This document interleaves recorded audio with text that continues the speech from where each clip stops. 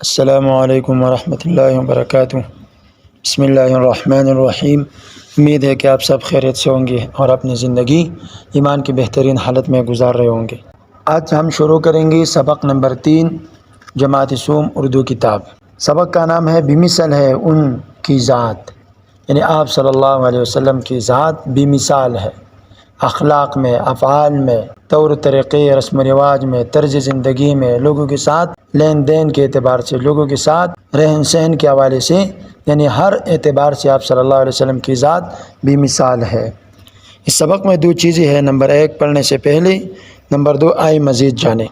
پڑھنے سے پہلے میں 2 باتیں ہیں۔ نمبر 1 بنا اجازت، بنا کا معنی بغیر، بغیر اجازت کسی کی کوئی چیز لینا کیسی عادت ہے؟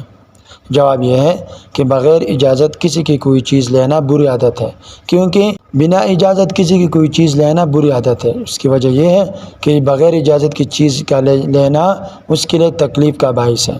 یعنی مثال کے طور پر ایک شخص نے کوئی چیز رکھ دی، کتاب رکھ دی اپنی الماری میں، اور کوئی دوسرا آ کے اس کتاب کو الماری سے اٹھا کر کہیں اور رکھ دے۔ اب جب یہ پہلا جو شخص ہے جس کی کتاب ہے وہ کتاب اٹھانے آئے گا، اس کو کتاب نہیں ملے گی تو اس کو تکلیف ہوگی اور اس کو ایذا پہنچیں گی، اور یہ ایذا اس وجہ سے پہنچی اور تکلیف اس وجہ سے پہنچ گئی کہ ہم نے اس کی چیز اس کی اجازت کے بغیر اٹھا کر کہیں اور پر رکھ دیا ہے۔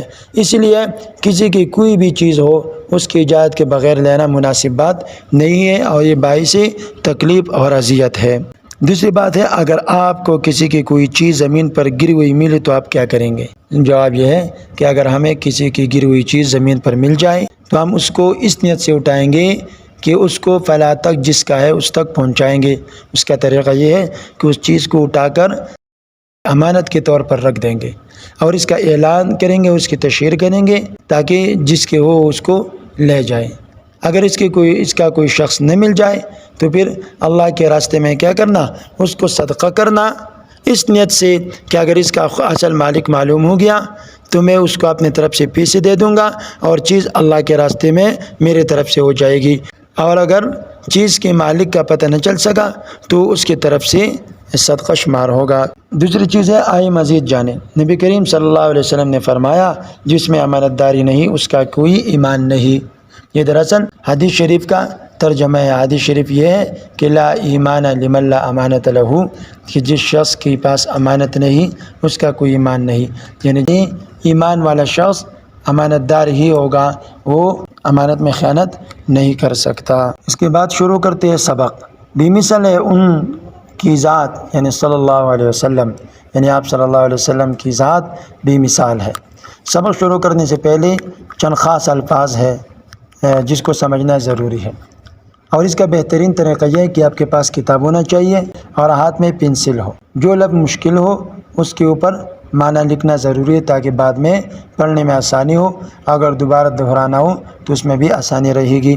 اور اصل بات یہ ہے کہ جب کسی چیز کو سمجھنا ہو تو اس کو لکھ لینا ضروری ہوتا ہے، یعنی جب ہم کسی چیز پر معنی لکھیں گے یا کسی چیز کی تفصیل اپنے الفاظ میں لکھیں گے تو لکھائی سے وہ چیز خود بخود سمجھ میں آ جاتی ہے اور ذہن میں بیٹھ سکتی ہے۔ خاص الفاظ، پہلا لفظ ہے دیانت داری، امانت داری، ایمانداری۔ ربضہ یہ جگہ کا نام ہے۔ الزام کسی پر جرم عائد کرنا یا جرم عائد کیے جانے کا عمل۔ تحفہ ہدیہ، نشانی۔ صادق معنی سچا، امین امانت دار یعنی امانت کی حفاظت کرنے والا۔ تجارت کاروبار۔ ہجرت جدائی یعنی وطن کو ہمیشہ کے لیے یا کسی غرض کے لیے چھوڑ دینا۔ اس کے بعد میں عبارت پڑھتا جاؤں گا، جو مشکل الفاظ آئے گی اس کی تشریح کر لیں گے، لیکن آپ بھی انگلی رکھ کر، کتاب پر انگلی رکھ کر میرے ساتھ آپ بھی پڑھیے، اور جو بھی مشکل لفظ ہو اس کا معنی پنسل سے لکھ لیجئے۔ تو شروع کرتے ہیں۔ ایک قافلہ مدینہ منورہ کے قریب ٹھہرا ہوا تھا، اتنے میں نبی کریم صلی اللہ علیہ وسلم تشریف لائے۔ آپ صلی اللہ علیہ وسلم نے قافلے والوں کو سلام کیا اور پوچھا آپ لوگ کہاں سے آئے ہیں؟ انہوں نے جواب دیا کہ ہم لوگ ربضہ سے آئے ہیں۔ ان کے پاس اونٹ بھی تھے۔ نبی کریم صلی اللہ علیہ وسلم کو ایک اونٹ پسند آ گیا۔ آپ صلی اللہ علیہ وسلم نے پوچھا کیا تم لوگ یہ اونٹ فروخت کرو گے؟ فروخت کرنا بیچنا، یعنی کیا آپ لوگ یہ اونٹ مجھ پر بیچنا چاہو گے؟ یعنی اگر میں اس کو خریدنا چاہ رہا ہوں یعنی میں اس کو خریدنا چاہ رہا ہوں، تو کیا آپ لوگ اس کو بیچنے کا ارادہ رکھتے ہیں؟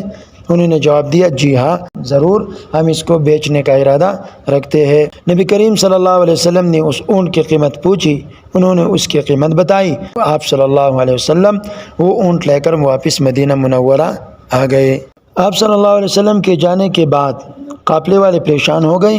پریشانی کی وجہ یہ تھی کہ آپ صلی اللہ علیہ وسلم نے ان کی قیمت ادا نہیں کی تھی، یعنی آپ صلی اللہ علیہ وسلم تو چلے گئے لیکن اونٹ کی قیمت ادا نہیں کی، یعنی بظاہر یہی مطلب ہے آپ صلی اللہ علیہ وسلم تشریف لے گئے اور ان کی قیمت ادا نہیں کی، جس کی وجہ سے قافلے والے پریشان ہو گئے، لیکن اس کا مطلب صاف یہی ہے کہ آپ صلی اللہ علیہ وسلم مدینہ منورہ پہنچ کر اس کی قیمت بھجوا دیں گے۔ اور وہ لوگ آپ صلی اللہ علیہ وسلم کو پہچانتے بھی نہ تھے، وہ سب نے ایک دوسرے پر الزام لگایا، ایک دوسرے کو کہنے لگے کہ آپ نے اونٹ بیچا ہے اور اس کی قیمت بھی ادا نہیں کی گئی، جبکہ خریدنے والا شخص ہم پہچانتے بھی نہیں، اس لیے اگر اس میں کوئی گڑبڑ ہو گئی تو ذمہ دار آپ ہوں گے۔ یہ آپس میں ایک دوسرے پر الزام عائد کرنے لگے، ایک دوسرے کو کہنے لگے کہ تم نے ایک ایسے شخص کو اونٹ دے دیا ہے جس کو ہم جانتے تک نہیں ہے۔ اتنے میں قافلے والوں میں سے ایک عورت نے کہا کہ آپ پریشان نہ ہو، اس شخص کا چہرہ 14ویں رات کے چاند کی طرح ہے، یعنی آپ صلی اللہ علیہ وسلم کا چہرہ 14ویں رات کے چاند کی طرح چمک رہا ہے، جس سے صاف یہ مطلب نکلتا ہے کہ کوئی معمولی انسان نہیں ہے، اس لیے آپ پریشان نہ ہو، ایسا شخص کبھی دھوکہ نہیں دے سکتا۔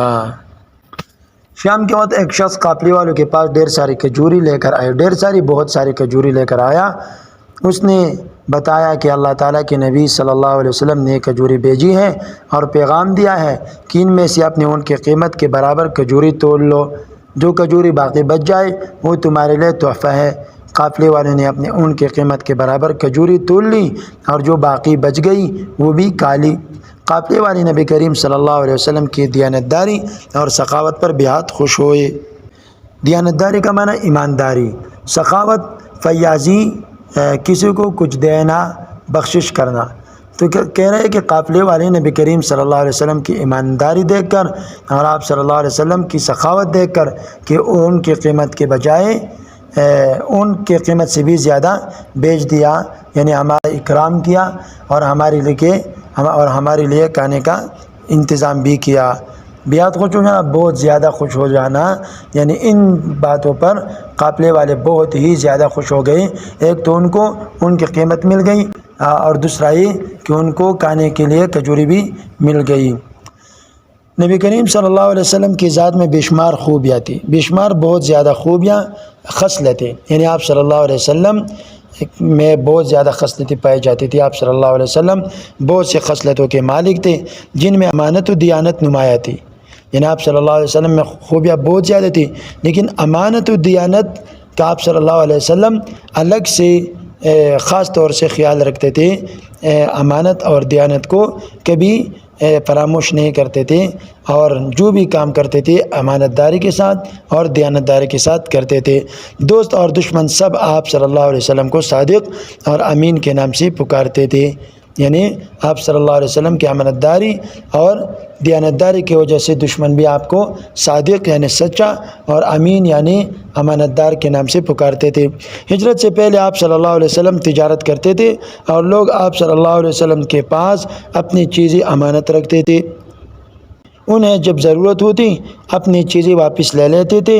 آپ صلی اللہ علیہ وسلم امانت کی حفاظت کرتے تھے اور کبھی اس میں خیانت نہیں کرتے تھے۔ آپ صلی اللہ علیہ وسلم نے امانت داری کو ایمان کی شرط قرار دیا ہے۔ ہمیں چاہیے کہ ہم نبی کریم صلی اللہ علیہ وسلم کی تعلیمات پر عمل کریں تاکہ دنیا اور آخرت میں کامیاب ہو سکے۔ پڑھنے کے دوران میں نبی کریم صلی اللہ علیہ وسلم نے کس چیز کو ایمان کی شرط قرار دیا؟ جواب یہ ہے کہ نبی کریم صلی اللہ علیہ وسلم نے امانت داری کو ایمان کا شرط قرار دیا ہے۔ دوسری بات، نبی کریم صلی اللہ علیہ وسلم نے اونٹ دیکھ کر قافلے والوں سے کیا پوچھا اور انہوں نے کیا جواب دیا؟ نبی کریم صلی اللہ علیہ وسلم نے اونٹ دیکھ کر قافلے والوں سے پوچھا کہ کیا آپ اس کو فروخت کرنا چاہتے ہو؟ قافلے والوں نے جواب دیا جی ہاں، جس پر حضور صلی اللہ علیہ وسلم نے اونٹ کو خرید لیا۔ ہم نے جانا، یعنی اس سبق سے مندرجہ ذیل باتیں سمجھ میں آ گئی۔ نمبر 1، نبی کریم صلی اللہ علیہ وسلم کی ذات بے شمار خوبیوں کا مجموعہ تھی، دوسری بات، لوگ نبی کریم صلی اللہ علیہ وسلم کو صادق اور امین کہتے تھے۔ تیسری بات، آپ صلی اللہ علیہ وسلم نے امانت داری کو ایمان کی شرط قرار دیا۔ تو اس کا مطلب یہ ہوا کہ امانت داری اور دیانت داری بہت لازمی بات ہے، اور آج کل لوگوں کا ایک دوسرے پر اعتماد ختم ہو چکا ہے، جس کی سب سے بڑی وجہ یہ ہے امانت و دیانت کا کوئی خیال نہیں رکھتا۔ اس وجہ سے لوگوں میں اعتماد بھی ختم ہو چکا ہے اور کوئی کسی پر اعتماد نہیں کر سکتا۔ اگر انسان میں، خصوصاً مسلمان میں، اگر امانت و دیانت کامل طریقے سے پایا جائے تو لوگ اس پر اعتماد بھی کریں گے اور دنیا میں زندگی بھی گزارنا آسان ہو جائے گا۔ پڑھنے کے دوران میں نبی کریم صلی اللہ علیہ وسلم نے کس چیز کو ایمان کی شرط قرار دیا؟ جواب یہ ہے کہ نبی کریم صلی اللہ علیہ وسلم نے امانت داری کو ایمان کا شرط قرار دیا ہے۔ دوسری بات، نبی کریم صلی اللہ علیہ وسلم نے اونٹ دیکھ کر قافلے والوں سے کیا پوچھا اور انہوں نے کیا جواب دیا؟ نبی کریم صلی اللہ علیہ وسلم نے اونٹ دیکھ کر قافلے والوں سے پوچھا کہ کیا آپ اس کو فروخت کرنا چاہتے ہو؟ قافلے والوں نے جواب دیا جی ہاں، جس پر حضور صلی اللہ علیہ وسلم نے اونٹ کو خرید لیا۔ ہم نے جانا، یعنی اس سبق سے مندرجہ ذیل باتیں سمجھ میں آ گئی۔ نمبر 1، نبی کریم صلی اللہ علیہ وسلم کی ذات بے شمار خوبیوں کا مجموعہ تھی۔ دوسری بات، لوگ نبی کریم صلی اللہ علیہ وسلم کو صادق اور امین کہتے تھے۔ تیسری بات، آپ صلی اللہ علیہ وسلم نے امانت داری کو ایمان کی شرط قرار دیا۔ تو اس کا مطلب یہ ہوا کہ امانت داری اور دیانت داری بہت لازمی بات ہے۔ یہاں تک سبق کا خلاصہ اور مشکل الفاظ کی تشریح مکمل ہو گئی۔ اگلا مرحلہ مشقی سوالات و جوابات کا اور گرامر کا انشاءاللہ اگلے لیکچر میں آپ کو تفصیل کے ساتھ مل جائے گا انشاءاللہ۔